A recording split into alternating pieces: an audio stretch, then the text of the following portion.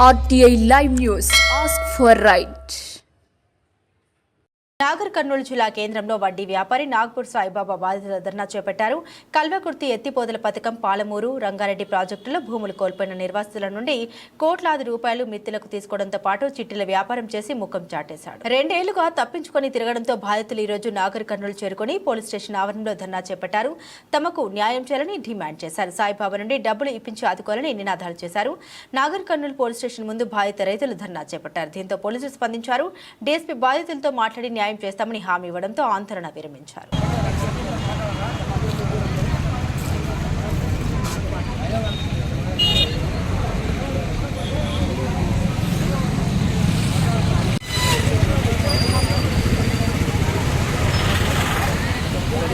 పోతుంటే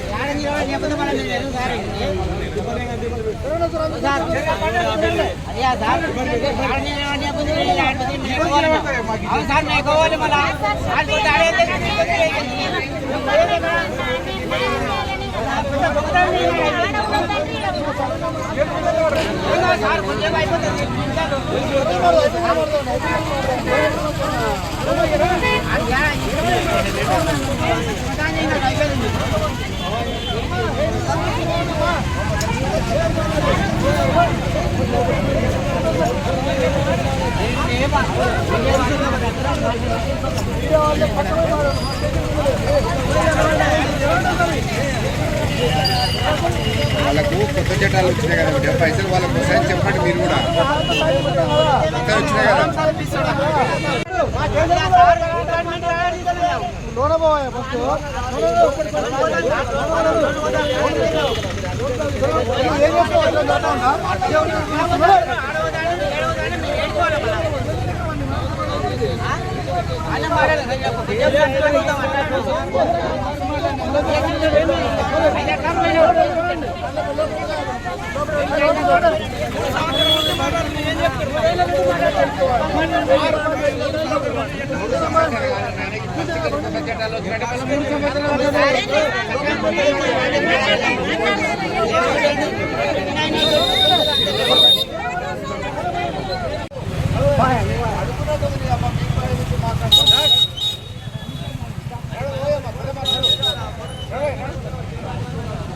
ఇలా నాగర్ కర్నూలు మండలం, నాగర్ కర్నూలు జిల్లాలో అన్యాయం జరిగిన నిజం ఏంటంటే, ఈ పేదల ప్రజలు సాయిబాబా అని ఒక వ్యక్తి నాగపూర్ ఆయన పుట్టింది, ఆయన దందా చేసింది నాగర్ కర్నూలు జిల్లాలో. అది ఏంది, ఫైనాన్స్ అని ఒక దందా నడిపించిండు. నడిపిస్తే 30 ఏళ్ళకెళ్ళి మంచిగా దందా నడిపించి 2 రూపాయల వడ్డీ లేక ఇచ్చిండు. ముసళ్ళ కానించి, పెద్దల మీద పిల్లల కానించి, అత్తమిని కోడళ్ళ కానించి భూములు పోయిన పైసలు, ల్యాండ్లు పోయి, ఊర్లు పోయి, ప్రాజెక్టులు పడి, మరి గుడిపల్లి గట్టు పక్కల గుట్టల నర్సాపల్లిలో కూడా ప్రాజెక్టు పడి డబ్బులు వస్తే ఎక్కడ దాచుకోలేనంత వ్యక్తితోటి ఫస్ట్ పడడం ఆడ ప్రాజెక్టు నడవడం. అటు పైసలు తెచ్చి ఫైనాన్స్ అని ఒక సాయిబాబా దగ్గర దాచుకున్న డబ్బులు ఇలా అన్యాయంగా రోడ్డు పైన పడ్డాయి. తర్వాత రాయపాకుల అక్కడ ఒక ప్రాజెక్టు పడి నాగపూరు, రాయపాకుల, కొంకలపల్లి, తీగలపల్లి ఇవెల్లా మరి ఒక 30-40 ఊర్ల మెజారిటీతోటి ఆయనతోన పెట్టుకుంటే మాకు అన్యాయం జరిగింది. ఇలా మా బతుకులంతా రోడ్డు మీద చేసి మొత్తం అన్యాయంగా నాగర్ కర్నూలు జిల్లాలో చాలా భాగం ల్యాండ్లు కొనిపెట్టి మొత్తం అన్ని పైసలు మా పైసలు మాకు ఇవ్వాలని మేము ఎంత దూరం అంటే అంత దూరం వస్తున్నాం. ఈ నుంచి ఆడికి, ఆ నుంచి ఆడికి దొబ్బడం మాకు న్యాయం కాదు. మాకు న్యాయం జరగాలని ఇంత దూరం వస్తున్నాం మేము. ముందలంగా దోమలు పోతే సాయిబాబా 2 కళ్ళు పెట్టుకొని చూస్తున్నాడు, కానీ వెనకంగా ఏనుకలు దొక్కేది చూస్తలేడు. ఆయన ఆస్తులు ఎక్కడెక్కడ పట్టాలు చేసిండో మా పైసలు మాకు ఇచ్చి ఆయన ఎక్కడైనా పోవాలి. మాకు ముఖమే తెలియకుండా ఏం చేసుకుంటావు చేసుకోపో, సావగొట్టాన్ని మమ్మల్ని, నన్ను సావగొట్టాన్ని అంటారు చక్కగా. మాకు అన్యాయం జరిగింది, మా న్యాయం జరగాలి. మా నర్సాపల్లికు 4 కోట్ల రూపాయలు ఇవ్వాలి. మాకు 100 కోట్ల రూపాయలు నష్టం పోయినాం ఇవ్వాలి. సార్ నా పేరు లింగస్వామి, మాది నాగపూర్ గ్రామము, మాది వనపర్తి డిస్టిక్. మొత్తం ఇక్కడ వచ్చేసి నాగర్ కర్నూలు డిస్టిక్, వనపర్తి డిస్టిక్లో మొత్తం 25 గ్రామాల ప్రజలందరూ పారమూరు రంగారెడ్డిలో కానీ కేఎల్ఐ కెనాల్ కాలంలో కానీ భూములు కోల్పోయినారు. ఈ కోల్పోయిన రైతులందరం కలిసి మా దగ్గర వచ్చిన ల్యాండ్కి వచ్చిన రూపాయలు మొత్తం డబ్బులు అన్ని సాయిబాబు చెట్టు, మాది నాగపూర్ గ్రామమే సాయిబాబు చెట్టు కూడా, ఆయన వచ్చి ఇక్కడ నాగర్ కర్నూలులో స్థిరపడి ఇక్కడ ఫైనాన్స్ సంస్థ, ఒక రిజిస్ట్రేషన్ లేని సంస్థ నడిపించిండు. అలాంటి సంస్థలో మేము దగ్గర మా డబ్బులన్నీ అతను దగ్గర ఫైనాన్స్లో పెట్టినాము.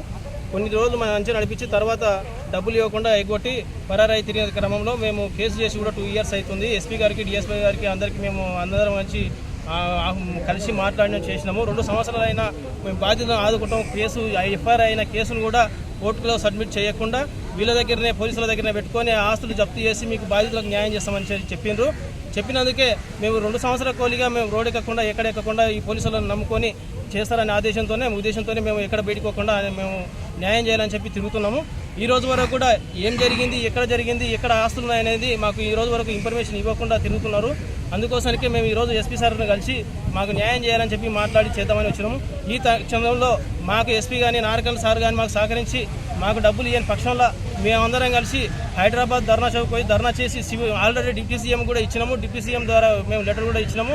ఒక రేవంత్ రెడ్డి సార్ కలిసేది ఉంది. నెక్స్ట్ ఇక్కడ మాకు న్యాయం జరిగిన పక్షంలో మేమందరం కలిసి పెద్ద ఎత్తున హైదరాబాద్ పోతాం, ధర్నా చేస్తాము. ముఖ్యమంత్రి రేవంత్ రెడ్డిని కూడా కలుస్తాము. ఆ పక్షంలో కాకపోతే మేము కిషన్ రెడ్డిని కూడా కలిసినాము. పెద్ద నాయకులను ఒక 10 మందిని కూడా కలిసినాము. వాళ్ళ సమక్షంలో కిషన్ రెడ్డి సమక్షంలో అమిత్ షాని కలుస్తాము.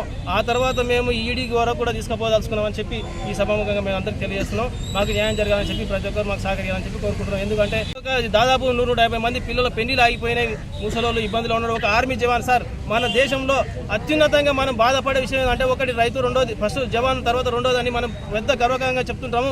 కానీ ఈ ఒక జవాన్ కొడుకు చనిపోతే 30 లక్షలు మనకు అతనికి సబ్సిడీ వస్తే చనిపోయిన డబ్బులను ఇతనితో ఒక సాయిబాబా అనే తన పెట్టుకుంటే కూడా అటు మన కోసం త్యాగం చేసిన ఒక జవాన్ డబ్బులు కూడా మనం ఇప్పలేని దుర్పరిస్థితి మన దేశంలో కనిపిస్తుంది.